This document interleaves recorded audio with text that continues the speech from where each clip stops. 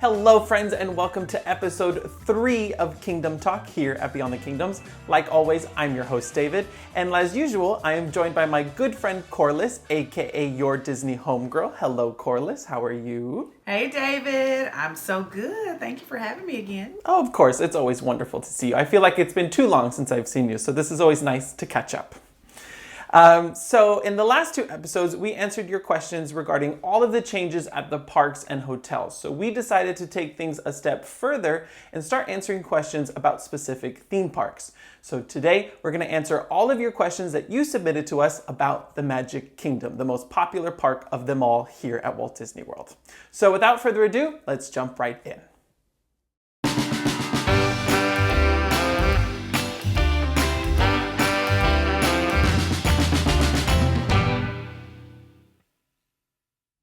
All right, so for our first question, we've got a question coming in from Constantinos, who is planning his very first trip to Walt Disney World ever in his life, and this is a great question. So he has asked, for a couple of adults without kids and only have 1 full day at the Magic Kingdom, which attractions are absolute must-dos, rides that cannot be missed? Now, this is a great question. I think, especially for a newbie, it's good to try to get 10 rides in. If you do a full day and you get 10 attractions in, you did a good job. Obviously, if you're a veteran, you've gone before, you can probably get more than that in there, but 10 for me is a good barometer. So Corliss and I have decided to kind of provide what we think would be the 10 must-do attractions. So I'm gonna kick us off first. I think the first 2 that absolutely must happen, this is the top of the list, would be Pirates of the Caribbean and the Haunted Mansion. They're classics, must happen. And then in terms of thrill rides, I would say Big Thunder and Space Mountain. And then for ride number 5, I was questioning this, but I say the People Mover. I think a newbie might not understand the full history behind it, but I think it should happen. I also personally really like the spinner attractions. I love Astro Orbiter, so I think that must happen, especially at night. And that made me think of Dumbo. I think Dumbo, it's kind of a rite of passage. You kind of have to do it. And then I have It's a Small World for number 8. And then at least one animatronic show. My preference would always be the Tiki Room with the Dole Whip. And number 10 would be, if it's open when you come, the Walt Disney World Railroad, just because it's a classic, it's relaxing, and it's a nice way to see the whole park. So that's my 10. Corliss, how in line are you with me? Well, let me tell you, we're pretty in line. There are maybe only 2 or 3 that we did not share. So mine, of course, are some of the classics. Like you said, you can't miss It's a Small World, Jungle Cruise and Pirates of the Caribbean. You have to do, even if you don't want to do them, you have to.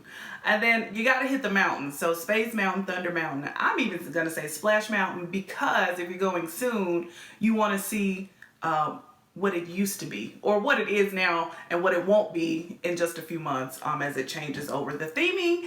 And then I also said Seven Dwarfs Mine Train, Haunted Mansion, and my all-time favorite. People look at me crazy, but there is not a time that I don't go. If this ride is up and running, I'm riding the People Mover. Yeah, you see, I think it has to happen. I just worry that maybe a newbie would be like, what's the big deal? But I don't know, maybe do some homework and and understand the whole history behind the People Mover. That's right. That's it. But I think that's a good solid. I think some of the ones we didn't have in common, I was debating, like Jungle Cruise, I'm always kind of iffy about. So I feel like that's a good solid 10 for you. Hope that works out. Yeah. All right. For our next question, we've got a question from Becky. And Becky has asked, this is a good one. I am planning a Disney trip for next January and will be driving and staying on property. If I drive to the Magic Kingdom, I assume I have to pay to park. If so, how much? Now, this is a good question. So if you're staying on property, the hotel will charge you for overnight parking. And if you decide to drive to the park, you won't have to pay again. So you're still paying for parking, but the hotel is charging you. And where you stay will determine the rate. So if it's a value hotel, it will be $15 a night. Moderate would be $20, and a deluxe resort would be $25. So that's a good thing to know. If for any reason, anyone watching, you're not staying on property, Parking at all the parks is $25 per day. That's regular parking. And preferred would be either 40 or 50. It depends on the season. It can fluctuate. So that's a good question. Corliss, I'll let you take our next one. All right, well, this one comes from Tommy, and he asks, where can I pick up a set of mouse ears and have them embroidered at the Magic Kingdom? All right, Tommy, this is a classic move, so I think you must have done a little research on something. So, it's not a trip if you don't get the classic Mickey hat with the ears. That's what he's speaking of, with something very cute on the back. Originally, or in the past, right on Main Street USA, we would stop at the Chapeau. But now they're doing all sorts of updates, and a lot of the storefronts are closed on Main Street USA. So we now have to go to Fantasyland. Just behind the rear of Cinderella Castle, you will find Fantasy Fair is the name of it. I almost forgot it for a second. And if you're facing the castle, so you kind of get an idea of where it is. If you're facing the castle, the back of the castle, with the carousel maybe behind you or to your left, it's going to be just to your right. And you'll find it there. So that's where you can get your classic embroidered Mickey hat. Excellent. Yeah, at the moment, confectionery and the Chapeau are closed. I don't think we have an opening date of when they would reopen. And of course, Magic Kingdom is a perfect place to get it. It's the classic place to get it. Thank you for that, Corliss. Our next one comes from, okay, so I don't have an official name. This is like a bizarre username. This came from All Things Net. And he or she has asked, are the portable cell phone chargers, aka fuel rods, still free in the park when you exchange your dead battery for a new one? This is a great question. Let me kind of clarify for anyone who doesn't know what this is. Fuel rods are basically a battery kit to charge your phone. So the kit itself is just a little pill, that's the battery, and then it comes with certain cables for iPhones, Android, and whatnot. You pay for the kit. If you pay for the kit itself when you buy it at one of the parks, it's $30.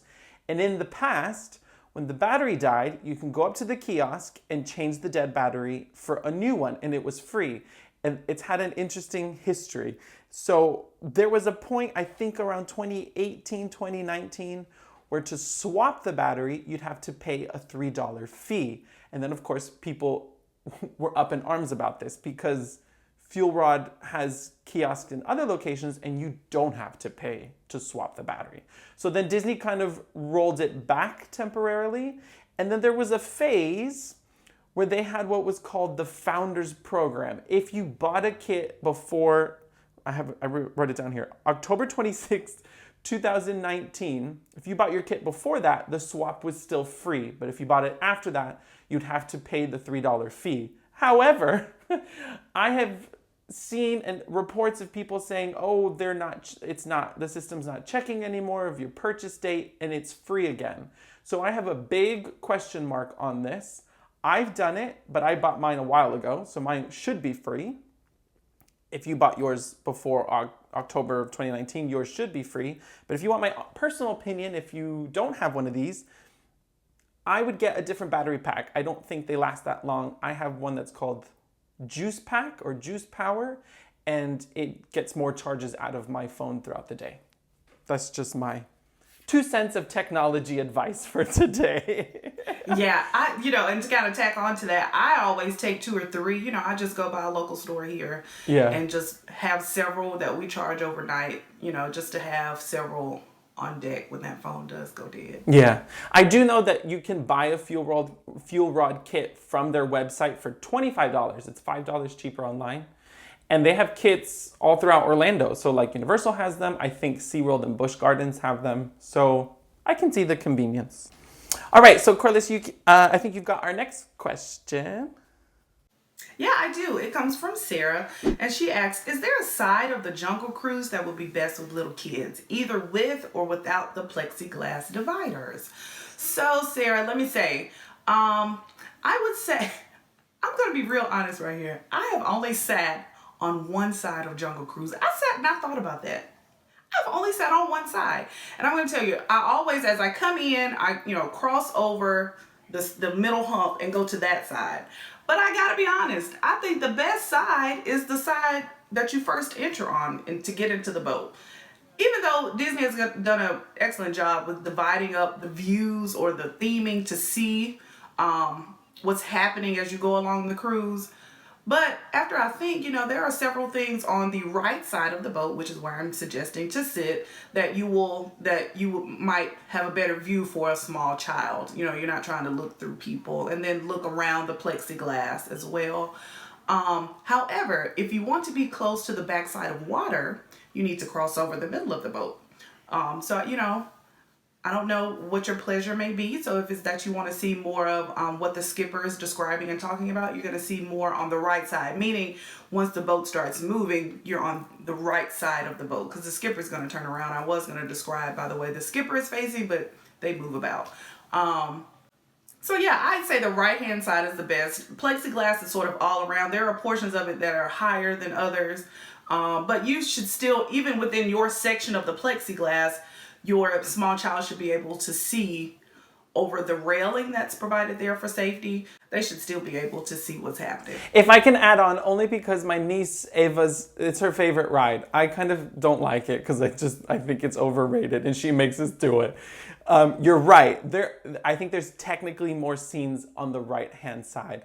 But like you said, it depends on what you want, because my little niece loves elephants. This is the only reason she likes this ride, is because she likes animals. And the elephant pool is kind of on both sides, but there's more on the left. And I remember one time sitting on the left because she said to us that we have to sit on the left. And I remember, like you said, there's more on the right. So you're right. It depends on what you like. Technically, right has more. I'm with you.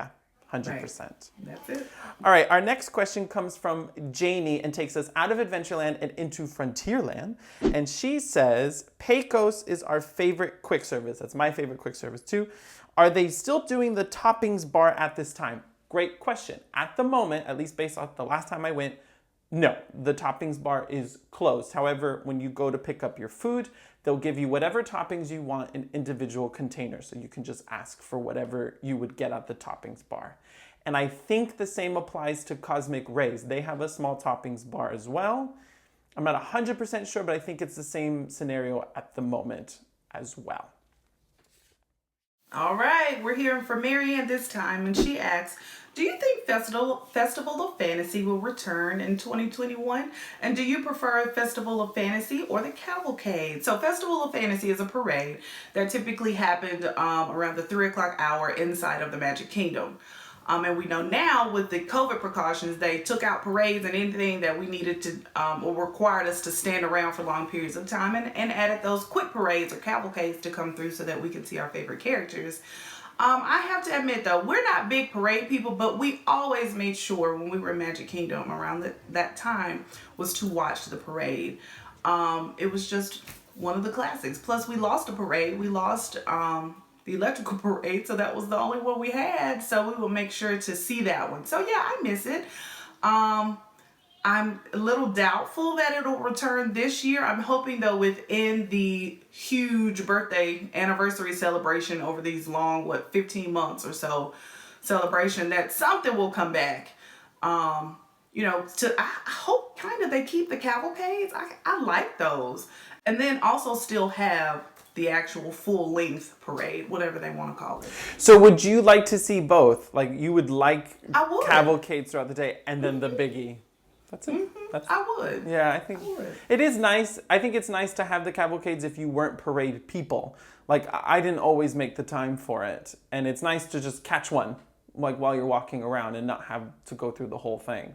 But I wish I missed the nighttime parades more, but that's been gone for a long time now. It's been a really long time. But it still hurts. It hurts. It hurts. I mean, I know you've got I love the Christmas parade and I love the Halloween parade for the events, but I miss a good, standard nighttime parade like Main Street Electrical Parade or Spectro Magic. I'll take any. I'll take any.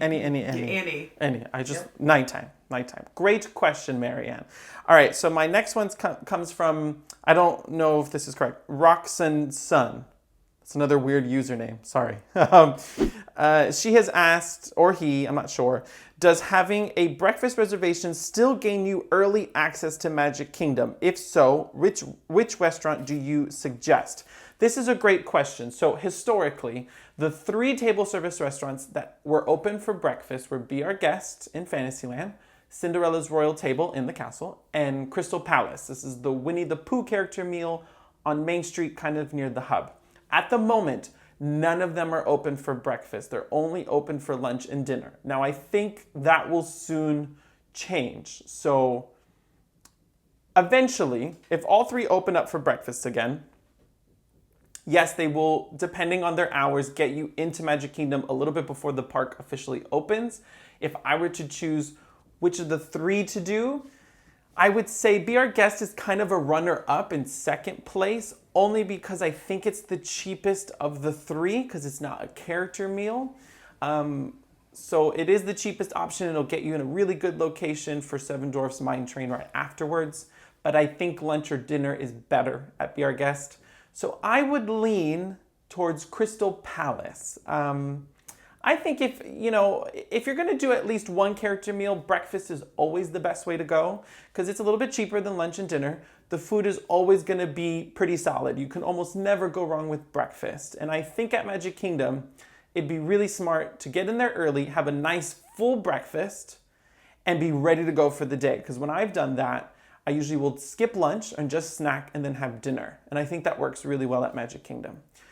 But I also want to throw in a little curveball for as a temporary fix and long term. I always personally, when I have a Magic Kingdom day, I have breakfast at the Wave. This is at the Contemporary as much as I can.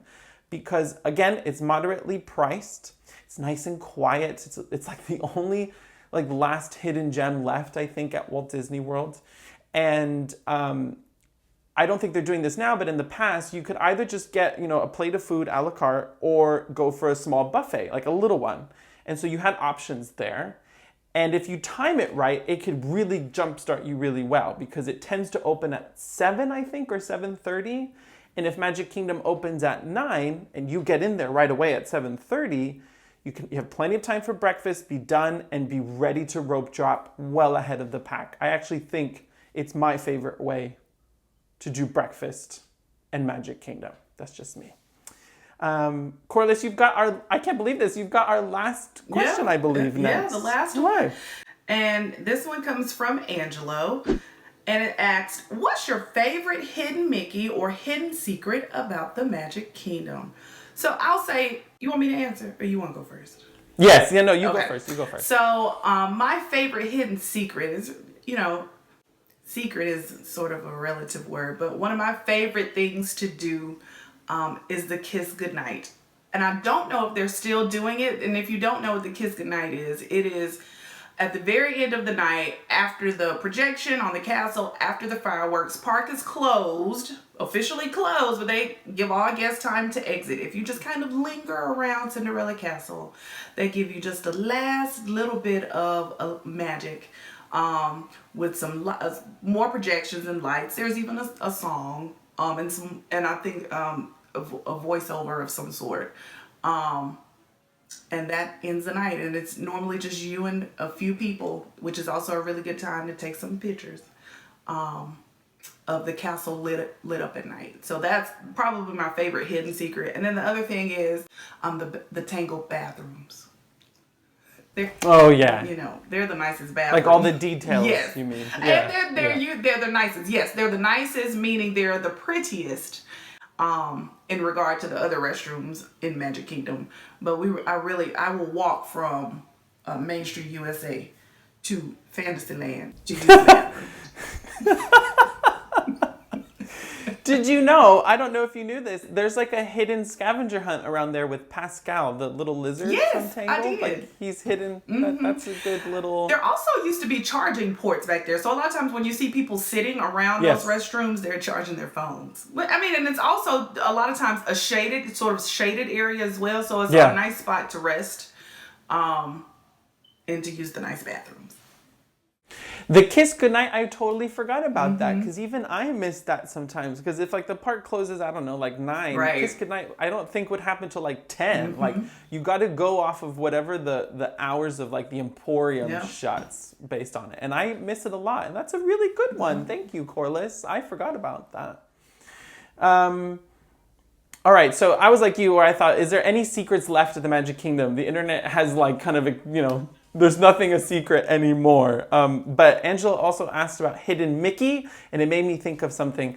My favorite Hidden Mickey is actually a Hidden Goofy, and it's really hard to get there. Hence why I like it, because the reward is great once you get there. But if you get on a raft to Tom Sawyer Island, Tom Sawyer Island is technically kind of like two islands. In the front island, there's like these mystery mines and these caves. And if you go in there, you will find like kind of like a gem formation that makes the silhouette of a Hidden Goofy. Allegedly. I don't know how official it is, but once I found it, I was like, that looks like Goofy to me.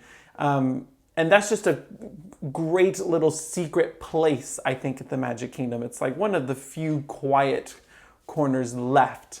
But like I said, it takes a lot of effort to get there, especially right now. It takes a long time to wait for a raft to get on there. But once you get on there, you get great views of both Liberty Square, Frontierland, and it's a nice little quiet spot, the Magic Kingdom. Escape the crowds. So check that out next time you go.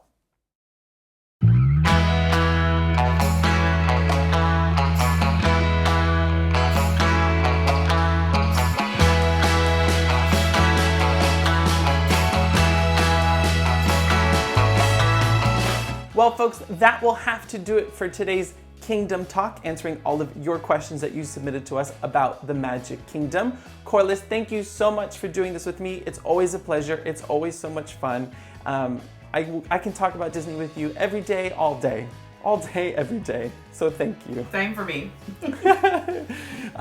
And guys, things are going to change a little bit in June. So normally this week coming up after this video, I would start a whole new batch of videos, but I'm going to delay an extra week because I need a little bit of extra time. But we're going to transition for just the month out of Walt Disney World and head to Universal. So if you're heading to Universal Studios anytime soon, I'm going to give you lots of tips and tricks to make sure that your trip is as great as possible. And we're gonna get to explore a few hotels as well. So make sure you stay tuned for that. But until then, thank you so much for watching. Please take care of each other. And remember, if you can dream it, you can do it.